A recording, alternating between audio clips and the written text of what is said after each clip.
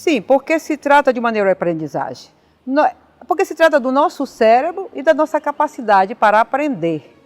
O cérebro é o nosso órgão de aprendizagem por excelência. Ele só faz isso, o cérebro, ele aprende. Claro que não é só o nosso cérebro aqui em cima aprendendo, não, é todo o nosso corpo. O cérebro é como se ele fosse um grande maestro regendo uma sinfonia fantástica aqui dentro. Mas ele também rege, ele organiza, coordena um balé que é de todo o nosso corpo aprendendo todos os nossos movimentos. Por isso é que se chama neuropedagogia, porque é um diálogo entre o cérebro e a aprendizagem. É uma contribuição das neurociências, ciência que estuda o cérebro, e o verbo aprender.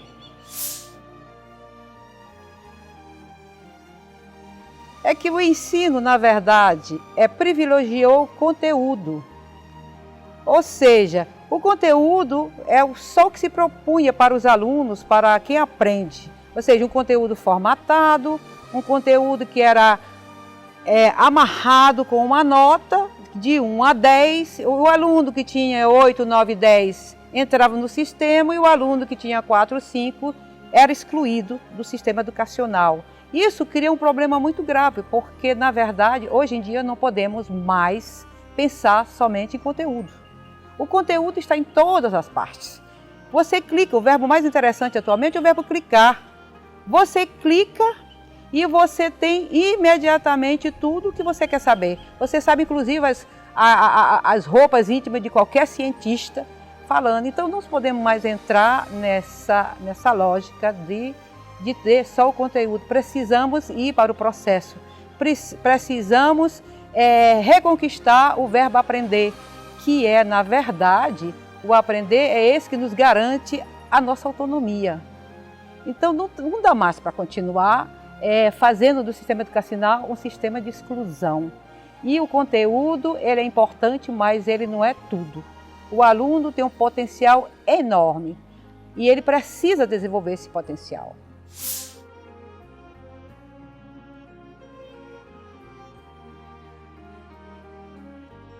Sim, os neurobiólogos dizem que o organismo nasceu para aprender, ele aprende. Então, quando um organismo, um ser humano não aprende mais, ele crê que não pode mais aprender. Ele fica decepcionado, ele fica triste, ele fica enfraquecido, porque ele fica com medo de não ter sucesso.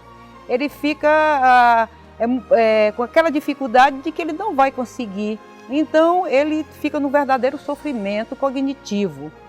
Porque, na verdade, uma pessoa, se você tem uma capacidade para aprender, então como é que você explica que você tem esse potencial imenso e, de repente, você fica com medo de não ter êxito, de não ter sucesso?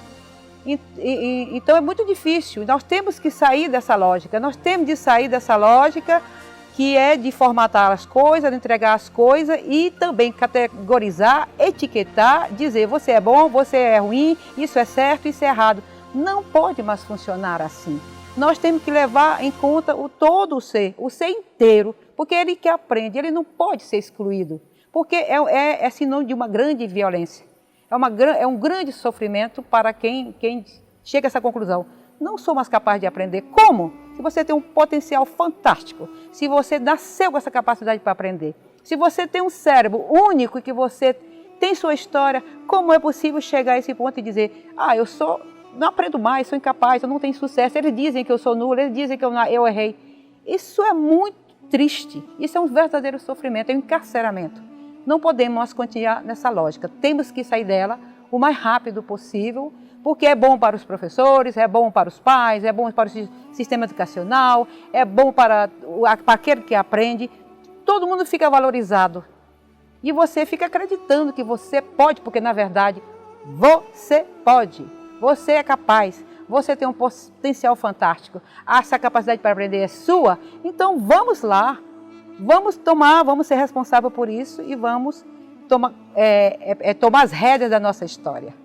A exemplo disso, a pedagoga e linguista Helena Trocmé-Fabre, ela diz que nós somos habitados pelo impulso de aprendência. Ela usa o termo aprendência porque ela acha que nós estamos em devir. Então, essa palavra é mais adequada do que um aprendizado, uma coisa assim.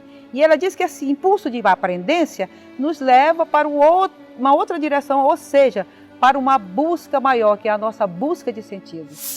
O ato de aprender é, antes de tudo, um ato neurocultural. Ele deve ser lido em sua dimensão plural, biológica, antropológica, social, política.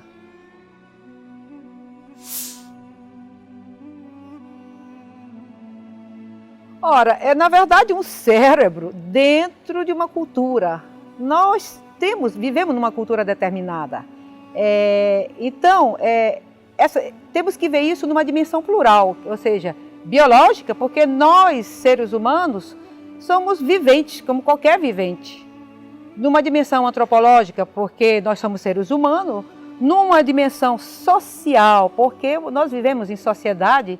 E numa dimensão política, porque nós somos seres políticos. Os que dizem, a política não me interessa, não gosto de política, não existe seres apolíticos. Nós todos temos que nos engajar nessa dimensão política, antropológica, social, por isso é que se diz que é um ato neurocultural. A vida nos mostra diariamente que não podemos aprender sozinhos. Isso é uma realidade, ninguém aprende sozinho. É uma ilusão pensar que você aprende. Não, você aprende sempre com o meio ambiente, com os outros, consigo mesmo. É impossível aprender sozinho. Mas ninguém pode compreender e nem comunicar no seu lugar. Isso também é importante saber. Porque o ato de aprender é uma relação dentro do cérebro, são conexões que se fazem ao nível sensório-motor, ao nível mental, ao nível afetivo. Então você vai criando esses laços todos para você poder aprender. Aprender é considerado como a mais antiga profissão do mundo. É uma profissão. O cérebro só faz isso. Ele aprende. Helena Trocmé-Fabre.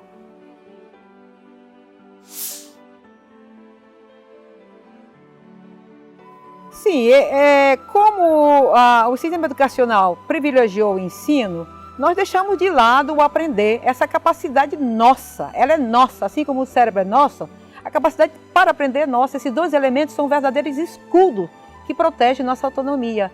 Nós precisamos, com isso, nos dá a oportunidade para sermos ator e autor da nossa própria história, da nossa própria aprendizagem. Então, essa profissão, que é uma profissão, ela foi esquecida, porque a sociedade está numa lógica de controle e uma confusão entre conceitos, ou seja, não sabemos o que é educar, não sabemos o que é instruir, o que é ensinar, e fomos deixando de lado esse verbo fundamental que respalda todos os outros, que é o verbo aprender, e essa capacidade sendo nossa, e tendo sido esquecida, nós precisamos com urgência resgatá-la, nós precisamos com urgência ir buscar. Por quê? Porque agora nós temos elementos que as neurociências nos dão, por exemplo, tudo sobre a afetividade, tudo sobre as motivações, sobre as memórias, a atenção, a diversidade, a duração, que são os pilares desse aprender. Então nós temos que correr, para onde ter que resgatar esse verbo. Ele é o verbo. E é uma profissão. Então, por isso é que se diz que nós precisamos trazê-la para a atualidade o mais rápido possível, porque nós estamos já atrasados, porque a década do cérebro foi já nos anos 90. Então, nós temos que correr, só isso. Sim, isso é muito interessante. Primeira coisa é você tomar consciência desse imenso potencial. Nós não nos damos conta disso. Isso acontece com qualquer outra coisa. Por exemplo, nós deixamos toda a nossa saúde, por exemplo, na mão dos médicos. Os médicos são competentes, mas os médicos não podem estar, eles não estão no controle do nosso corpo, da nossa saúde, dos nossos órgãos. Eles estão lá para nos ajudar. O sistema educacional também, ele está lá para nos ajudar, mas ele não pode fazer tudo. Então as regras são bem claras, você tem um potencial imenso e nós temos, eu falo sempre de nós porque não é só você, não. Nós temos que nos conscientizar que esse potencial é gigantesco. São 1 bilhão de neurônios quando um humano nasce. Não, 1 milhão não, 100 bilhões, desculpa. 100 bilhões de neurônios quando uma criança nasce. 100 bilhões de células da glia. 1 trilhão de conexões que você faz até a puberdade. Então, você pode imaginar as conexões que são feitas? É um potencial infinito. Outra coisa, nós precisamos sair dessa lógica absurda, binária, do certo, do errado. O erro é uma indicação. Um exemplo é o GPS. Quando você vai, está tudo lá marcado, mas de repente tem uma coisa na estrada e você diz, errei. Não, você não errou, você simplesmente não levou em consideração tal coisa, uma tal indicação, uma tal placa. O erro é uma indicação. Não, você não pode, nós temos que sair dessa lógica binária de certo ou errado. Você está certo, você está errado, que é isso que faz do sistema educacional um sistema de exclusão. As pessoas, todo mundo não aprendeu agora, mas pode aprender mais tarde. Por isso que o ainda não, que é um ato de linguagem, essa famosa expressão ainda não, é fundamental. Ainda não aprendi, ainda não sei, ainda vou, porque você está num devir. Então, isso é fundamental, né, para você, nessa lógica do aprender. Isso é muito importante.